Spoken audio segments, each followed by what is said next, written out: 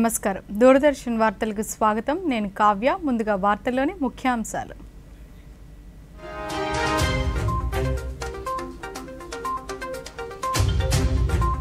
పూర్వ ప్రధాని వాజ్పేయికి శ్రద్ధాంజలి ఘటించిన ప్రధానమంత్రి దేశానికి ఆయన చేసిన సేవలు మరువలేమన్న నరేంద్ర మోదీ జమ్మూ కశ్మీర్ హర్యానాలో అసెంబ్లీ ఎన్నికలకు ప్రకటన విడుదల chief election commissioner Rajiv Kumar press meet 70వ జాతీయ చలనచిత్ర పురస్కారాలను ప్రకటించిన కేంద్ర ప్రభుత్వం ఉత్తమ ప్రాంతీయ తెలుగు చిత్రంగా కార్తికేయ 2 ఎంపిక అన్న క్యాంటీన్ల పునఃప్రారంభంపై హర్షం వ్యక్తం చేసిన నారా లోకేష్ విద్యార్థులకు ఏ లోటు రాకుండా చూస్తానని హామీ ఇక వివరాలు చూద్దాం భారతరత్న మాజీ ప్రధాని అటల్ బిహారీ వాజ్పేయి వర్ధంతి ఈ రోజు ఆయన వర్ధంతిని పురస్కరించుకొని జాతీయ యావత్తు ఆయనకు నివాళులు అర్పించింది కొత్త ఢిల్లీలోని సదైవ్ అటల్ స్మారకం వద్ద రాష్ట్రపతి ద్రౌపది ముర్ము ఉపరాష్ట్రపతి జగదీప్ ధన్కర్ ప్రధానమంత్రి నరేంద్ర మోదీ రక్షణ శాఖ మంత్రి రాజ్నాథ్ సింగ్ తదితరులు పుష్పాంజలి ఘటించారు అనంతరం సర్వమత ప్రార్థనలలో పాల్గొన్నారు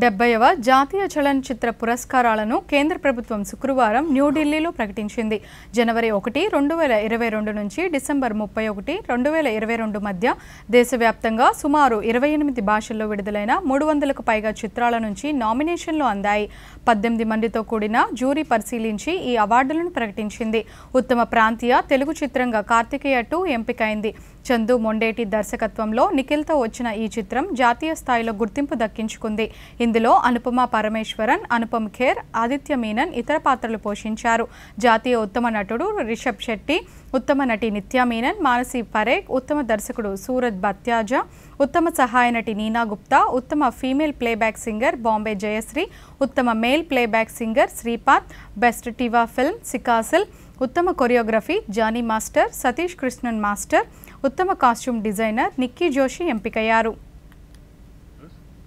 There is Chichurat Balrabalam Tamil. The lady is Nitya Menon. And the second one is Kutch Express, the Gujarati film, where the actress is Mansi Parekh.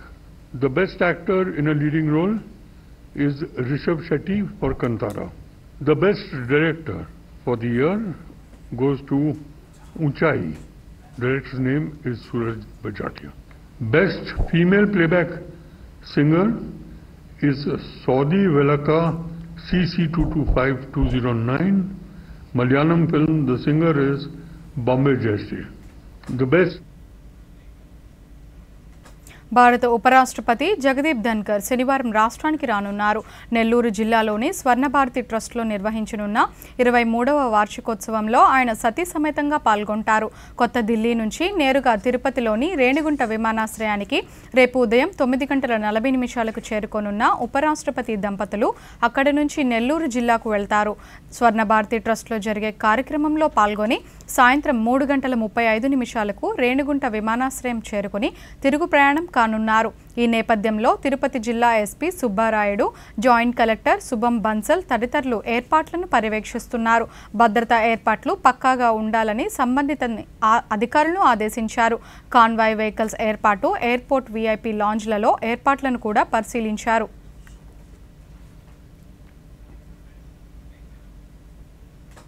దేశంలో మరోసారి ఎన్నికల హడావుడి మొదలైంది. జమ్మూ కాశ్మీర్, హర్యానాల్లో అసెంబ్లీ ఎన్నికలకు కేంద్ర ఎన్నికల సంఘం షెడ్యూల్ ప్రకటించింది. ఆర్టికల్ 370 రద్దు తర్వాత జమ్మూ కాశ్మీర్లో తొలిసారి అసెంబ్లీ ఎన్నికలు జరగనున్నాయి.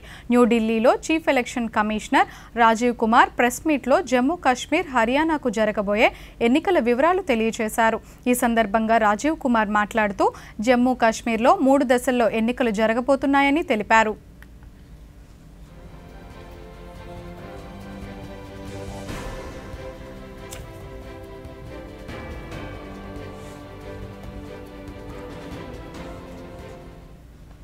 Elections in J&K will be held in 3 phases.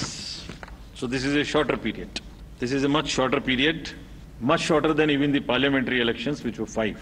20th of August, just the next day of the Amarnath Yatra being complete, the 19th, would be the date of notification for the first phase, nominations till 27th, scrutiny on the next day 28th, and date of poll will be 18th of September, and it's a Wednesday. We are also keeping that in mind, not keeping Fridays and Mondays to give a longer holiday spell.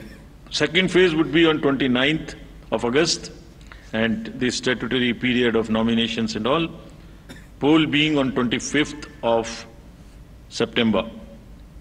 And phase 3, nomination on 5th of September, and every voting finishing on 1st of October.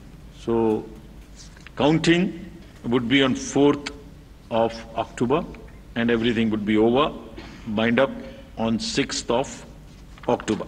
Haryana would be in the last phase, exactly coinciding with the third phase of J&K, nomination being on 5th of September, last date of making nomination on 12th of September, date of poll 1st October, and date of counting coinciding with J&K on 4th of October, everything to be over on 6th of October.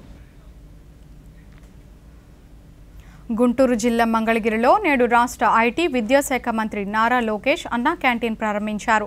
ఈ సందర్భంగా లోకేష్ మాట్లాడుతూ ₹5 భోజనం పెడతామన్న హామీని అమలు చేశామని, అన్నా క్యాంటీన్ల కోసం దాతల నుంచి మంచి ప్రోత్సాహం వస్తోందని అన్నారు. రుచికరమైన ఆహారం ₹5 అందించడం చాలా తృప్తిగా ఉందని మంత్రి అన్నారు.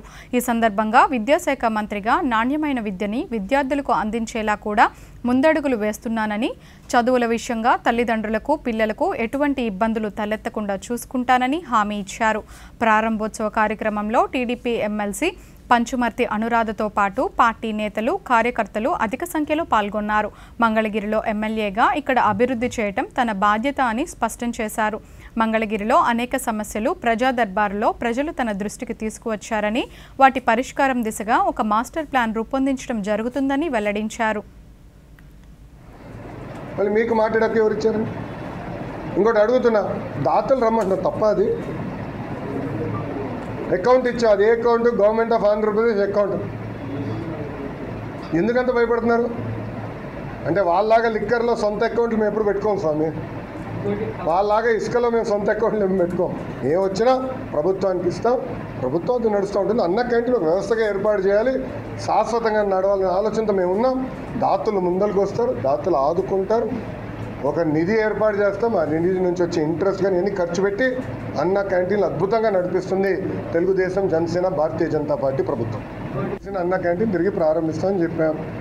గతంలో ఏ డిజైన్ ఉందో అదే. యువత పరిశోధనల వైపు దృష్టి సారించాలని రాష్ట్ర చిన్న మధ్యతరహా పరిశ్రమల శాఖ మంత్రి కొండపల్లి శ్రీనివాస్ పిలుపునిచ్చారు. శుక్రవారం ఆయన సెంచూరియన్ విశ్వవిద్యాలయంలో ఐఓటీ ద్వారా అభివృద్ధి చేసిన అడ్వాన్స్డ్ కుట్టు యంత్రాల కేంద్రాన్ని ప్రారంభించారు. ఈ సందర్భంగా ఆయన మాట్లాడుతూ యువత నైపుణ్యాలు నేర్చుకోవటానికి అవసరమైన సౌకర్యాలు ఉన్నాయన్నారు.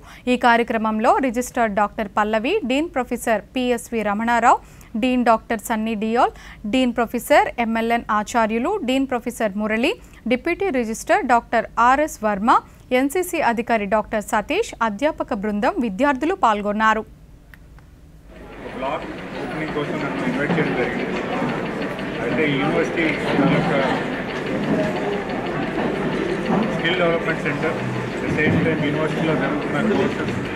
వాళ్ళ తాలూకు రీసెర్చ్ ఏదైతే ఉందో, రీసెర్చ్ ఇంక్యుబేషన్ సెంటర్ ఏవైతే ఉన్నాయో అవి పరిశీలిస్తూ వాటి తాలూకా డెవలప్మెంట్ ఏంటి, వాళ్ళ తాలూకు అప్లయన్స్ ఏంటి, అది ఏ రకంగా పిల్లలు దాన్ని నేర్చుకుంటున్నారు, దాన్ని వినియోగిస్తున్నారు దాని మీద ఒక ప్రెజెంటేషన్ ఇవ్వడం జరిగింది.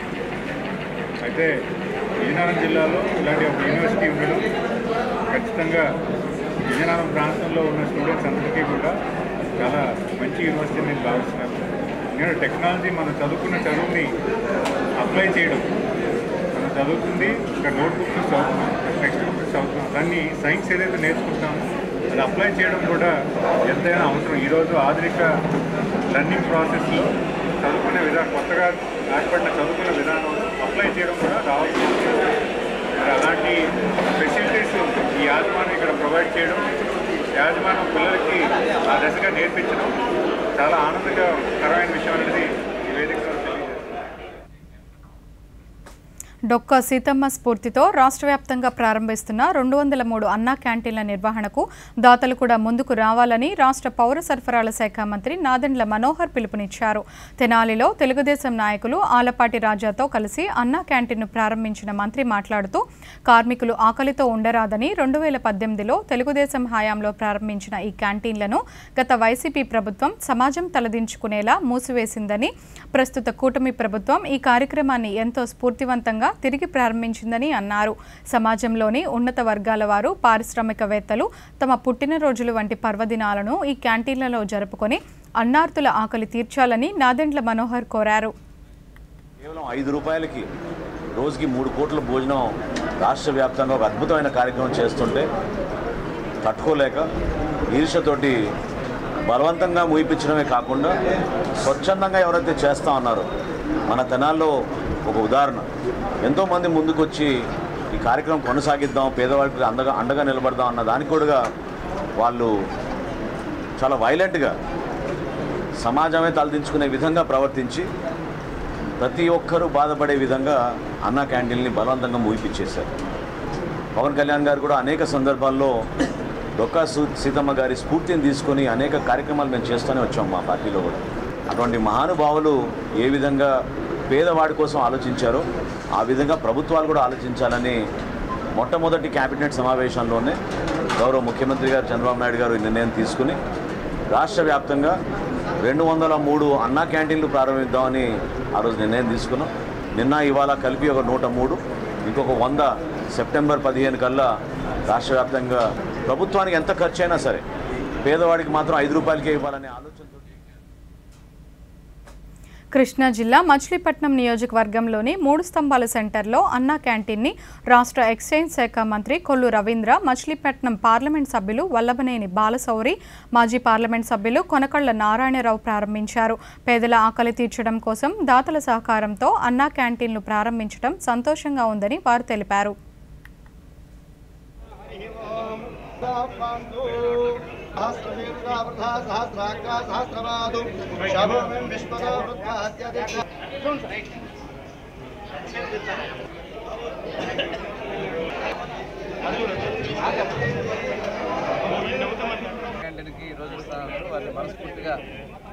రాష్ట్ర ప్రభుత్వం గతంలో తెలుగుదేశం ప్రభుత్వం 14-19లో రాష్ట్ర వ్యాప్తంగా అన్నా క్యాంటీన్లు పెట్టి పేదవారికి 5 రూపాయలకే టిఫిన్ కానీ భోజనం కానీ రాత్రి భోజనం కూడా అందించడం జరిగేది. గత ప్రభుత్వం జగన్మోహన్ రెడ్డి ప్రభుత్వం అధికారంలోకి వచ్చిన వెంటనే ఈ అన్నా క్యాంటీన్లు అన్నింటినీ కూడా రద్దు చేసి అన్నా క్యాంటీన్ని నియాక్రాంతం చేశారు.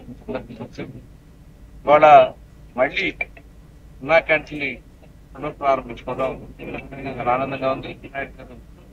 అలాగే సతీమణి నారా భువనేశ్వర్ గారి ఇల్లుగడలో అన్నా క్యాంటీన్ ప్రారంభించుకోవడం జరిగింది. రాష్ట్ర వ్యాప్తంగా దాదాపు 100 అన్నా క్యాంటీన్లు మొదటి పెట్టగా ఆగస్టు 15వ తారీఖు ప్రారంభించుకోవాలని చెప్పి నిర్ణయించుకోవడం. అందులో భాగంగా ఈ రోజు నుంచి అన్ని ప్రాంతాల్లో ఇక్కడ మచిలీపట్నంలో గతంలో ఇదే అన్నా క్యాంటీన్ అనేక వందల మందికి ప్రతిరోజు అన్నార్థులకు అండగా నిలబడి మరి 5 రూపాయలకి టిఫిన్ భోజనం, సాయంత్రం మళ్ళీ భోజనం కూడా అందించినంత చంద్రబాబు నాయుడు గారి నాయకత్వం జరిగింది. ఏర్పాటు చేసినటువంటి ఈ కార్యక్రమం అన్నా క్యాంటీన్ కార్యక్రమం. ఈ రోజు మనందరికీ తెలుసు, పేదవాడు హోటల్కి వెళ్ళి అన్నం తినాలి అంటే దాదాపు 75 రూపాయల నుంచి 100 రూపాయల దాకా ఖర్చు అవుతుంది. గౌరవ ముఖ్యమంత్రి చంద్రబాబు నాయుడు గారు అలాగే పవన్ కళ్యాణ్ గారు మరలా పేద ప్రజానికం కోసం, పేద ప్రజలు వాళ్ళ కడుపు నింపటం కోసం ఈ కార్యక్రమాన్ని చేపట్టారు. గౌరవ ముఖ్యమంత్రి గారు నిన్న మన పార్లమెంటు నియోజకవర్గంలో వార్తల్లో స్వల్ప విరామం.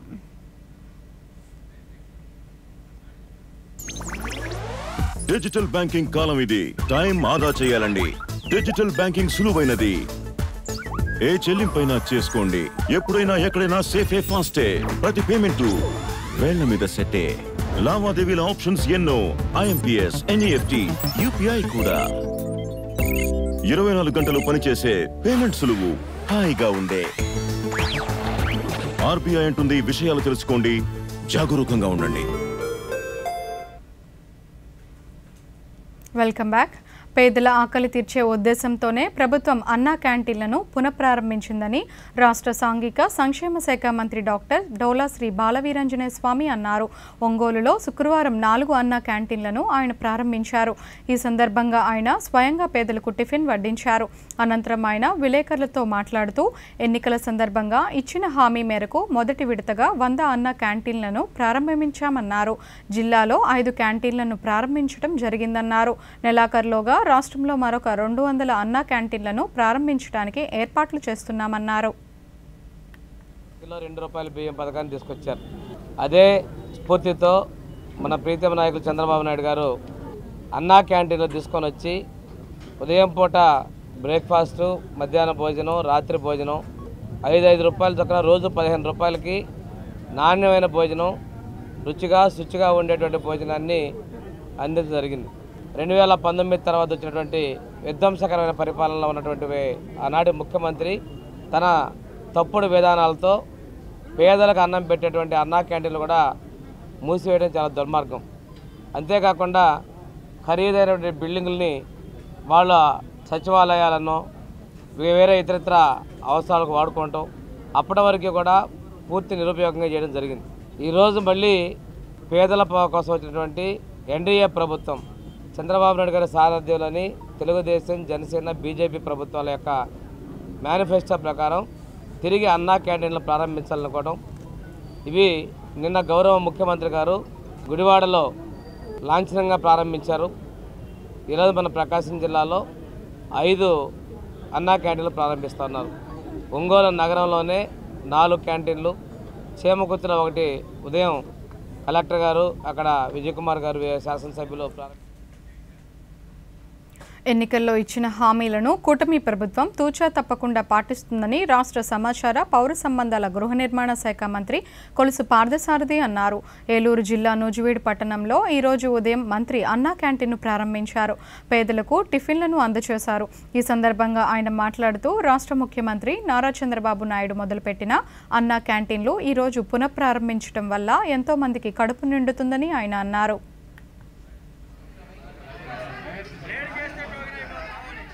ఏ మొహం పెట్టుకుని స్థానిక సంస్థల ప్రతినిధులతో జగన్మోహన్ రెడ్డి గారు మాట్లాడారు. ఆ మాటల్లో ఏమీ చేయలేదని చెప్పేసి చంద్రబాబు నాయుడు గారు విమర్శిస్తున్నారని చెప్పేసి ప్రశ్నిస్తూ ఉన్నారు. స్థానిక సంస్థల్ని పూర్తిగా నిర్వీర్యం చేసేసి ప్రజల ఓట్లతో గెలిచిన స్థానిక ప్రజాప్రతినిధులు తమ పదవీ కాలంలో కనీసం ఒక్క పని కూడా చేసుకోలేని దౌర్భాగ్య స్థితికి దిగదార్చిన జగన్మోహన్ రెడ్డి గారు, వారి దగ్గర చంద్రబాబు నాయుడు గారు ఏమీ చేస్తలేదు. గత ప్రభుత్వం గురించి తవ్వుతున్నారు, అప్పుల గురించి మాట్లాడుతున్నారు అంటారు. అంటే నువ్వు చేసిన పాపాలు కానివ్వండి, నువ్వు చేసిన ఆర్థిక విధ్వంసం కానివ్వండి, మీరు చేసిన ఈ రాష్ట్రానికి నష్టాన్ని కానివ్వండి, ప్రజలకి తెలియజేయాల్సిన బాధ్యత ప్రజాప్రభుత్వానికి ఉండదని చెప్పేసి మీరు భావిస్తున్నారా అని అడుగుతా ఉన్నాను. మీరు ఏ విధంగా ఈ రాష్ట్రాన్ని నష్టం చేసింది, ఏ విధంగా ఈ రాష్ట్రం భవిష్యత్తును కోల్పోయింది ప్రజలకు తెలియజేయాల్సిన అవసరం ఉంది. దానికోసం చేస్తున్నారు. అప్పులు ఎంత ఉన్నాయో కూడా ప్రజలకు తెలియాలి. ఒక కార్యక్రమాన్ని ప్రారంభించే ముందు మన ఆర్థిక పరిస్థితి ఏమిటి అని చూసుకోవాల్సిన అవసరం ఉంది. నీలాగా ఆర్థిక విధ్వంసాన్ని సృష్టించి ఇష్టం వచ్చినట్లు క్రమశిక్షణ లేకోకుండా ఆర్థిక పరిస్థితుల్ని మేనేజ్ చేసిన మీలాగా ఒక అనుభవం ఉన్న ముఖ్యమంత్రి చేసి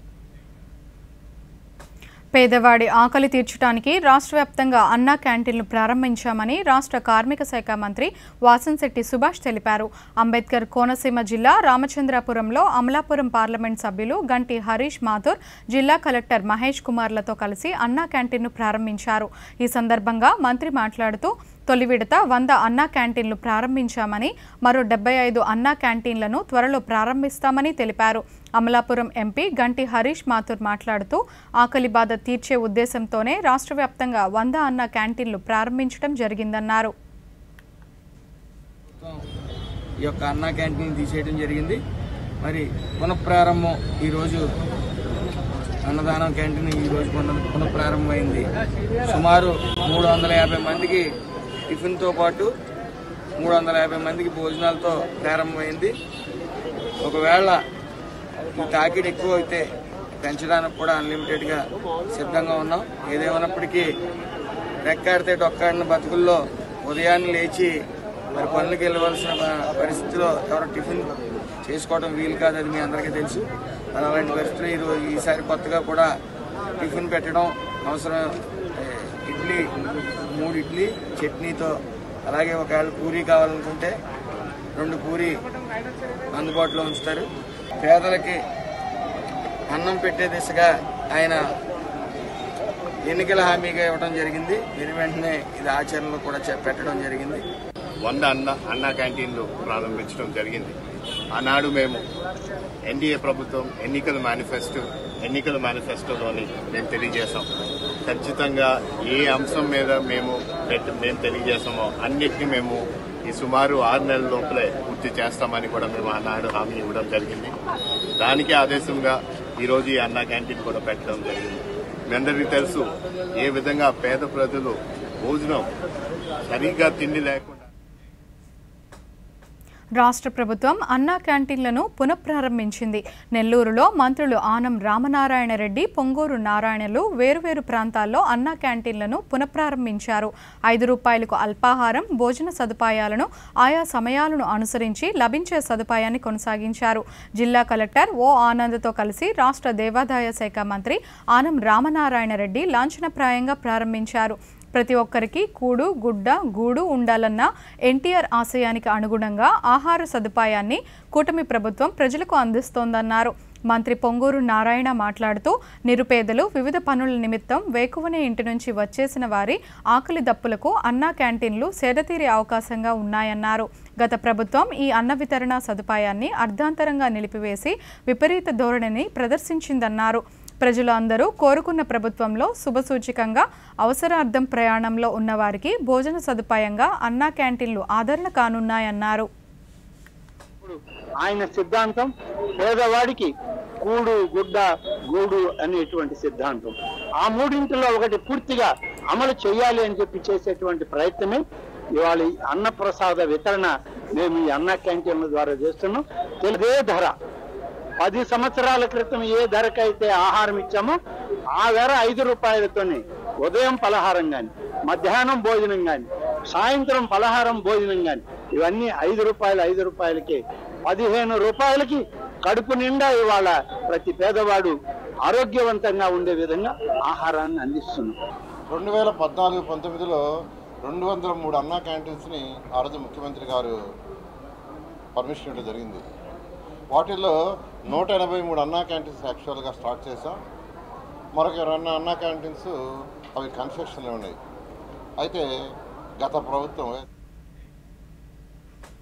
నిరుపేదల ఆకలి తీర్చడమే లక్ష్యంగా ముఖ్యమంత్రి నారా చంద్రబాబు నాయుడు అన్నా క్యాంటీన్లను మళ్లీ పునఃప్రారంభించారని హిందూపురం శాసనసభ్యులు నందమూరి బాలకృష్ణ తెలిపారు. హిందూపురంలో ఆయన కలెక్టర్ చేతన్తో కలిసి అన్నా క్యాంటీన్లను ప్రారంభించారు. ఈ సందర్భంగా బాలకృష్ణ మాట్లాడుతూ పేదల ఆకలి తీర్చే అవకాశం దొరకడం అదృష్టమన్నారు. ఎన్టీఆర్ అన్నా క్యాంటీన్లతో ఎంతో మంది పేదలకు 5 రూపాయలకే నాణ్యమైన భోజనం దొరుకుతుందన్నారు.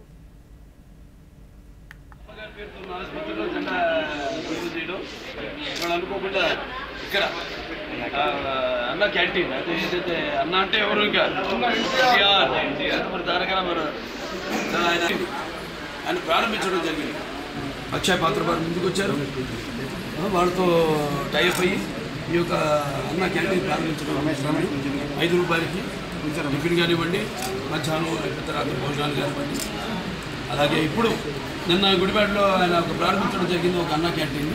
ఇవాళ రాష్ట్రం మొత్తం 100 క్యాంటీన్లు, 99 క్యాంటీన్లు ఇవాళ ఈరోజు, అంటే 99 అది 100 క్యాంటీన్లు. ఇంకా అంచెల వారీగా రాష్ట్రం అంతా కూడా ఈ యొక్క విస్తరించి ఈ యొక్క అన్న క్యాంటీన్ని ఎలాగైతే పూర్వం అలాగే ఈ అన్న క్యాంటీన్ని నడపడం జరుగుతుంది. ముఖ్యంగా ఈ యొక్క రోజువారీ కూలీ నాది తీసుకునేవాళ్ళు, అంటే ఆర్థికంగా దారిద్ర్య దిగువ రేఖ ఉన్నవాళ్ళు, కష్టపడి రెక్కాడితే కానీ డొక్కాడిన వాళ్ళకి మరి ఈనాడు ఎంతో పుష్టికరమైన మీకు తెలుసు అక్షయపాత్ర వాళ్ళు అంటే మా క్యాన్సర్ హాస్పిటల్ కూడా వాళ్ళు చేస్తుంటారు. ఎంత నాణ్యంగా ఉంటుందో వాళ్ళ, అలాగే ఎంత పౌష్టిక ఆహారం. రెండు, ఒకటి ఆహారం, నీరు, అది ఆహారం, అన్న క్యాంటీన్, నీరు. మరి ఈనాడు హెచ్ఎన్ఎస్ఎస్ ద్వారా వెల్లపల్లి ద్వారా మనం నీళ్ళు అందించడం జరిగింది.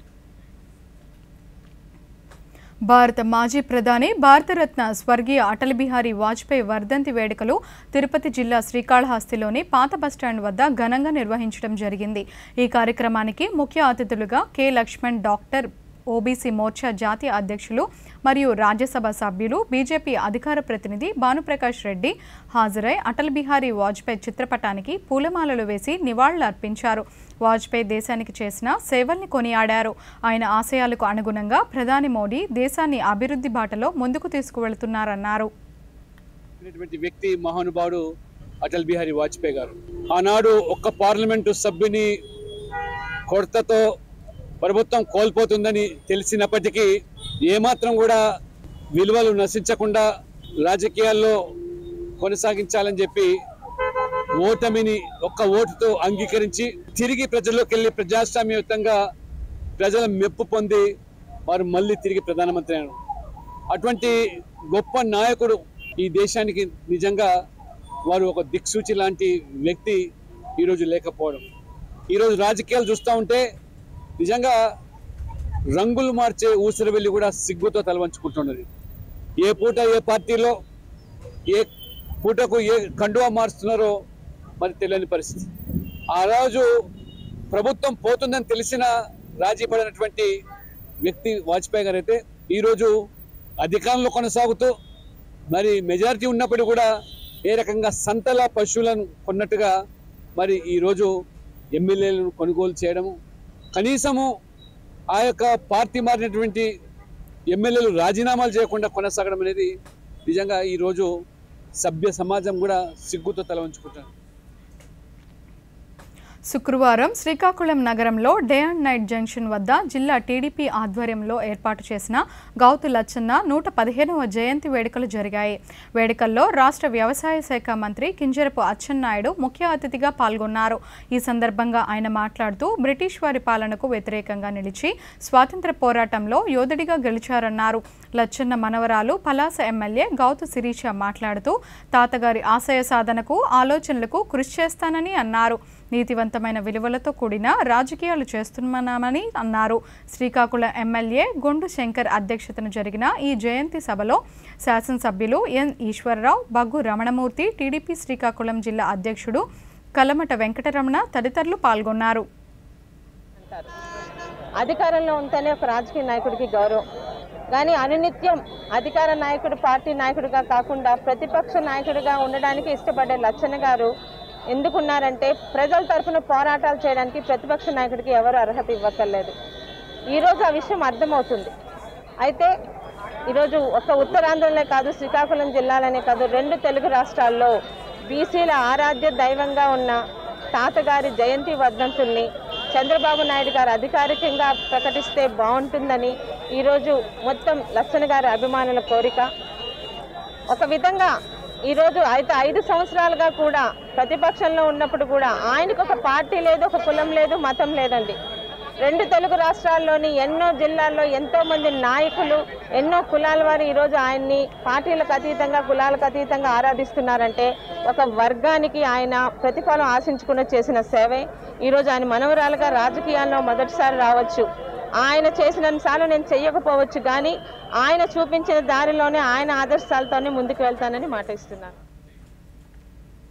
ఈ వార్తలు ఇంతటితో సమాప్తం. నమస్కారం.